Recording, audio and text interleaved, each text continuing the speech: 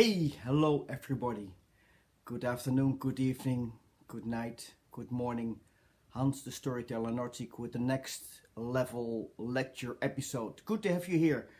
We have another exciting subject in this bizarre world. January 20, and we have a 25 minutes lecture. Are you ready? Normally, before the COVID crisis, I would talk to you directly, physically, we would be together and I would see and hear what you do. Cannot be done, so we do it virtually nowadays. We start right now, January 20, 2021. Very important date, so as well in America as in Europe. I'm talking from the Netherlands. My name, Hans the Storyteller Nordsiek. I give a weekly next level lecture. Today the next level lecture is about decision making. Last time, that is already 2 weeks ago, last time we talked about climbing your mountain. What it is, how to climb your mountain in a physical way and in a non-physical way. Duality, two things. We come to that subject again the next 25 minutes because it's all about two sides of life. Very important. Let's go, starting. Decision making with one eye closed. That is the title of today. Introduction. I keep it short. Hans the Storyteller Nordsiek. I have a career in aviation as an engineer, as a pilot, as a captain on the big Boeings. Flew for many years all over the world. I met a lot of people. I visited a lot of cultures. I heard a lot of stories. Another career, I'm a storyteller, I'm a theater maker, I'm a global kids entertainer, and now I'm a coach, I'm a business coach, and I help people finding their own hero's journey. 25 minutes about this subject. Warning, is there a warning? Yes, because the things I tell may seem very out of this world, total fantasy, not important. I've been busy with this subject for a long time, so please think about it twice. I may make side steps to things that apparently doesn't seem to connect with the major line in my story, and at the end of the story they will. Take the red pill. I told that before. Red pill means today that if there's any question coming up, it should be about better understanding of each other instead of making it to a contest. I know better than he or she or that. So good. Decision making in a single sideband culture. Hans, what's that? This is about decision making in general, and this is about life in general as well. We talked already about duality. During my lecture, we come across the fact that most of the decisions we make, we do it from a technocratic standpoint, which is totally fine. There's nothing wrong with it. Single sideband. Hans, what do you mean with single sideband? Well, single sideband comes from the world of radio frequencies. Normally, a dual sideband, if there's a sinus go up and down, that's the sinus frequency, like this, up. If there's a line, go up in the sinus, go down in under the line, up like this movement. And a single sideband is that you only do this, dun, dun. Only one dimension. You don't come under the line. There's a good reason for that in the high frequency radio transmission world for that. And that's what I mean with that. That is, we are doing the things with one eye closed. If you look, and I said in my prelude, if you are going to overtake a car, you're driving your car on the interstate, you want to overtake a car, then, hang on, let me see. Yes, you want to overtake a car, and can you do that when you have one eye closed? You close one eye, you are driving, you want to overtake a car. You will see the traffic, you will see your own car, you will see the cars that you want to pass, you will see it in one dimension only. You don't, and it's pretty scary and dangerous, so don't do it. Don't try this at home. So you will see things, and with two eyes, you will see exactly the same. Yeah, technically you see the same. And there's one essential thing what you will achieve while opening both eyes. You get perspective. You know what is closer and what is further away from you. Perspective in life. Very important. And this is where I talk about now, that somehow in our culture we have the habit of doing things with one eye closed. We are born with brains, and if you study brains, which many people have done before, for you and me, if you're a scientist on brains, you know there are two sides of the brain. You have the left part and you have the right part. And the left part is all about logic, about mathematics, about 1 and 1 is 2. The right part of the brain is all about the other part, about intuition, about feeling, about poetry, about art. And nowadays in the modern world we tend to make decisions with only using our left brain. I'm not saying that you're bad, I'm not saying that it is wrong, I'm not saying that it's illegal, I'm not saying that it's somebody's fault, it's your bad. It's just telling the story how factually it is. We have this tendency in the modern world. It's the way it is. Look at what type of leadership we have in the world. Most of them are from the technocratic world. Again, there's nothing wrong with it. Only thing with it, it will create an imbalance in anybody's life. It's again watching at life with one eye closed. You see all the things and you think, well, what's wrong? There's nothing wrong, until you open your other eye, until you start to be in balance with the right part of your brain, and you put into the scale of decision making also intuition, also art, also poetry, also feminine power, also all kind of non-technocratic things. It's my view on the world, my opinion, that if you don't know how to balance these things, and then you get an imbalance in your life, you get an imbalance in the world, hence we get a crisis in the world. My story, I was an airline captain for many years. I flew Boeing 737, 747, 777 and a Boeing 787. And I remember the very first time I was a captain on the Boeing 737, and then as the captain I had to make an announcement to the people. There's 150 people in the back, I make an announcement. How do you do that? So what I did, I copied what I saw the other colleagues doing. So I took the microphone and said, "Hello, ladies and gentlemen, Captain speaking, we're flying an altitude of 35,000 feet, just took a left turn, speed of around 40 hours, thank you all, the weather on the route is blah, blah, blah, and thank you for your attention, bye-bye." I gave technocratic information. I gave information. None of the people behind in my airplane were very excited about my story. So I didn't know. And I found out a little bit later that my story doesn't land.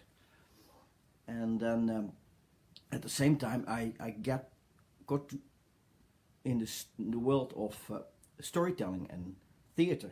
And then I said one day, well, what if the theater maker in me, or what if my right part of my brain would take the microphone and would tell something? What if my intuitive, my feeling part, my poetic part of me would take the microphone and tell things? Is it very important that people know how high you fly or what speed it is? And essentially it's not important at all. So then I started to experiment with it, taking the microphone and telling my story and trying to convey my passion for flying via the microphone inside the cabin. And then magic happens, because I got messages from people saying, well, we like your story. And then sometimes I add, well, do you remember what I said?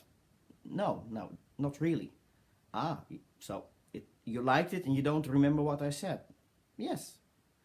And then I made a conclusion. Okay, well. So it's not so much about information. It's more about transformation. It's more about feeling comfortable. It's more about feeling safe in the airplane. And you cannot achieve that with information. You have to use intuition. You have to use inspiration. So since then, and I'm never ready with it, I try to balance these, the left part and the right part. History. In the 18th century, we had in Europe, we had a philosopher called Descartes, 200 years ago. Many things happened in the world of history, in the world of human history. And the world of human history is very old, thousands of years old. And Descartes helped to create something that we have the consequence of nowadays still. At that time, and many things happened in that time, at that time, one thing happened, that the spirit and the body were separated. In other words, the left and the right brain were separated, the heart and the head were separated. And the caretakers for the mind, for the technocratical part of life, were given to science. And the other part, like the body and like your spirit, especially, was given to the church. So there was a division. It was a very artificial division. In hindsight, we see that it's a very artificial division to make. In the year 325, many years ago, in the year 325, near the present city of Istanbul, there was a gathering of at that time, of the Romans. And that year 325, again, many things happened, and that was decided at that time that the church, the forces, the powers of the church and the powers of the government would start to work together. Again, a long story, has had a big consequence on your and my life nowadays. I don't ask you to believe me. I don't ask you to believe me. I would ask you to study history and see what happened. What I want to tell with this story, that we, you and I, we are the consequence also of our past, and our past goes back thousands of years ago. And things happened in the past that we are not aware of, and that has a direct consequence of how we position ourselves in this universe, in this world. And I see it as my job to give information to make us a little bit more aware of where we come from in an historic perspective. So things, and there were more things happened in the past hundreds of years that made a separation.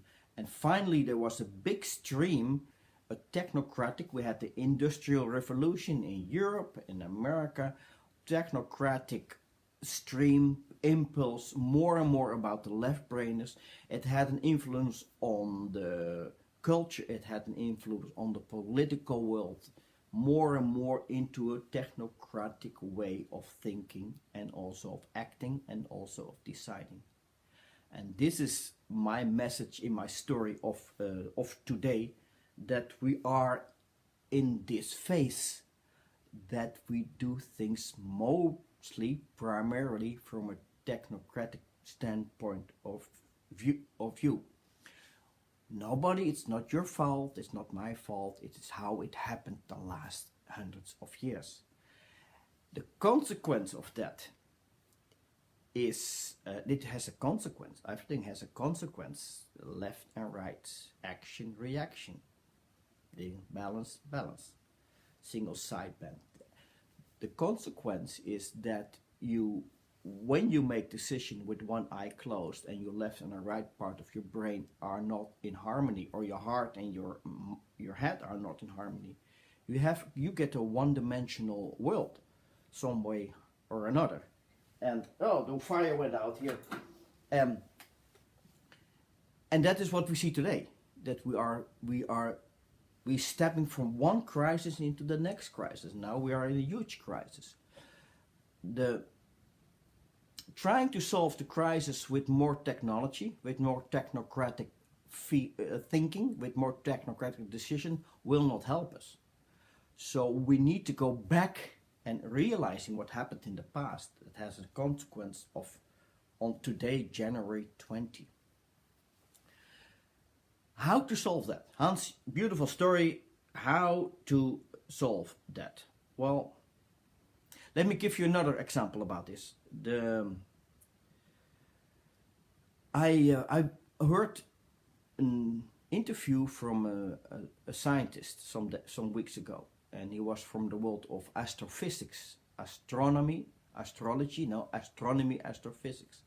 And he essentially said, and also many astronomers say that, if you're going to study astronomy, which is far away, the universe, and if you're going to study the essence of life, like parts, small particles smaller than molecules, at the end of the day, when you want to describe the huge picture and the tiniest picture that we know of, they all say you cannot use mathematical, regular English, German, Dutch language anymore. You cannot use a 1 and 1 is 2 language anymore. You cannot use prosa. You have to use poetry. Scientists tell that you have, in order to describe it, it's like poetry. It's like art, what nature is doing on a grandeur scale and on the tiniest scale that we know of. You need to use poetry. I love to hear that, because that's essentially also what I am proposing to all of us, that luckily also in the world of scientists we start to be aware that only using our left part of the brain we get this single side band view on the world, and using both the right part and the left part, we get perspective, and we will be able to understand the world as big as it is in the universe and the smallest particles. We will be able to understand the world far more better than we do today. And you and I, we all are between those realms, the tiniest and the biggest realm. We are in between them. So we will be able to understand that better, and we will be able to understand ourselves better, and we will be able to understand our own potentials better. We will be able to understand our own place in the universe far more better. So in my view, there is no, and there don't need to be a quick fix to these things. I encourage, hopefully you, encourage me. I love to talk about this subject, and no, I don't know more than you. I know enough to tell this, and I love to experiment in life. And once I saw this, I said, well, I dedicate my life to make these things into balance. And we all can do this, and we all can tell this story without anybody having the best story. It's about telling this story. It's about how to rebalance it. So we come to the final point. What I want to tell about this is that there's a double duty. If you somehow, if my story lands inside you, and again you want, Hans, give me the quick fix, give me the 5 rules. This is exactly what the wrong question, because that's a logical, technocratical question. Give me the 5 things and I will make it better. It requires from us, demands from us to develop 2 things. Is develop an awareness that we are in this realm, that we make this one-sided questions and answers and reaction to what comes to us in life, realizing that. And the double duty is that the other part of the duty is that we need to find way how to do better, how to connect these, how to open that other eye, metaphorically. That. And And nature has given us a beautiful, unique, very powerful tool for that. We'll come to that in a minute. Let me see on my list. Yes, another thing I want to convey to you. Kings. I'm in Holland.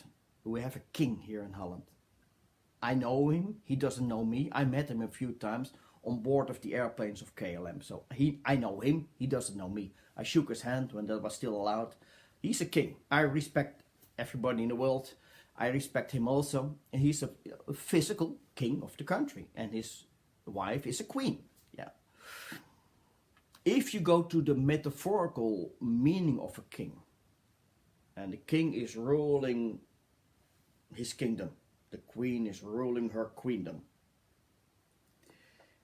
If in a metaphorical way, and this is connected with you and me, because the magic of life is achieving kingdomship over your life, or queendomship over your life. And you can only do that when the king is here. You only can do that when there is a balancer. Where's the balancer for the king? And the balancer in all the stories, in all the mythological stories, in the medieval times, the balancer is the clown, is the jester, is the not so serious person inside everybody. So you have the king and you have the fool or the clown. And if you only have the king, and now I remember as a child I was very young, then there was on a birthday party, there was this uncle of me telling jokes. And nobody dared to tell him that he was not good in telling jokes. And he kept on telling jokes, terrible, terrible. So there was his kingdom, and there was nobody compensating for him. So the king needs to be compensated by the clown. If you only have the clown, only be funny, it's terrible as well. So the clown without the king, and metaphorically, is nothing. So it's all about getting these, realizing that we need also our fool in our life. The king without the clown is terrible. The clown without the king is also terrible. You can convey that story or project this story on all aspects of life, what you're doing. That are always two sides of life. Duality, we can talk about it the next time, has to do with spiritual physics. It's a very interesting subject, and we're only scratching the surface of what that means.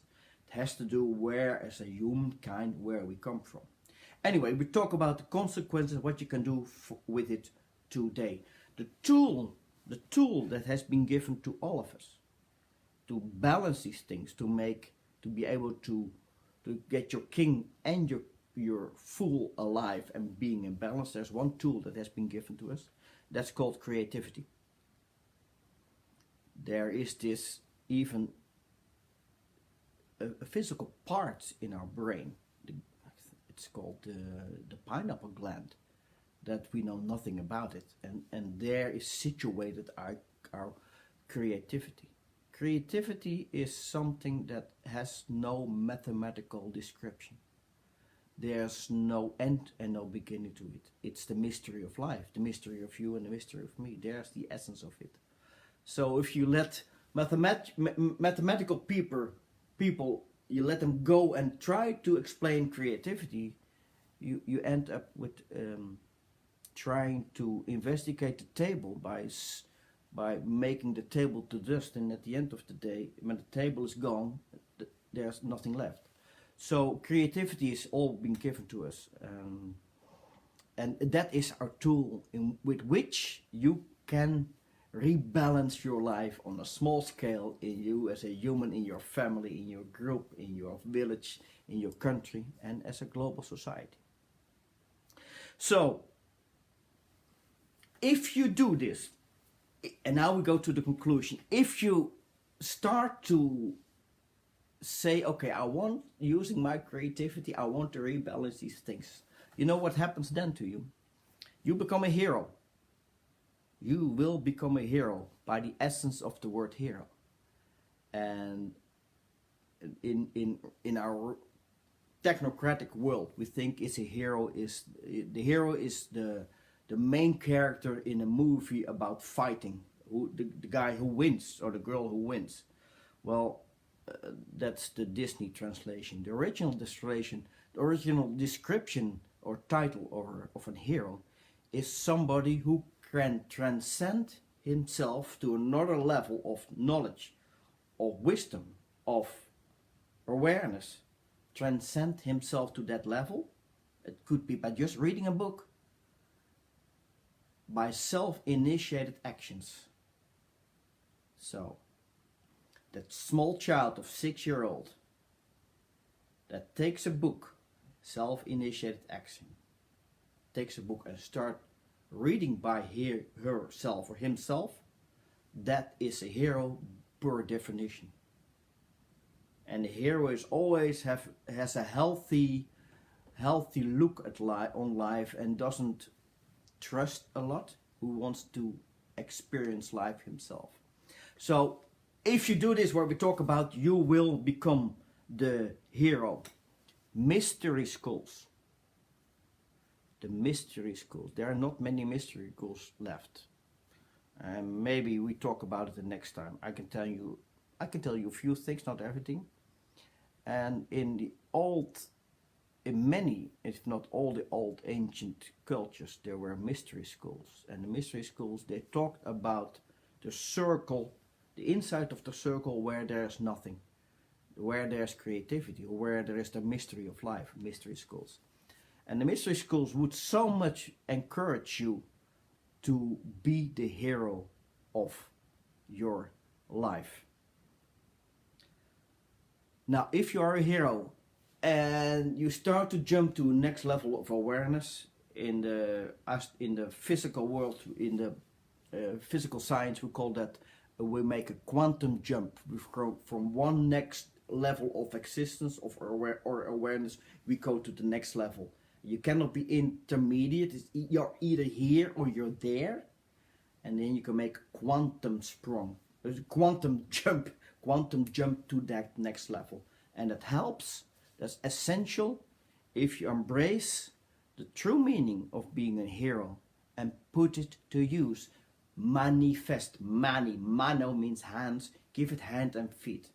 And if you manifest, where I talk about this now, you achieve two things. You will get a better insight in life, and you will contribute to the global community. We talked about it last time, about the Akashic records, about the library of the universe.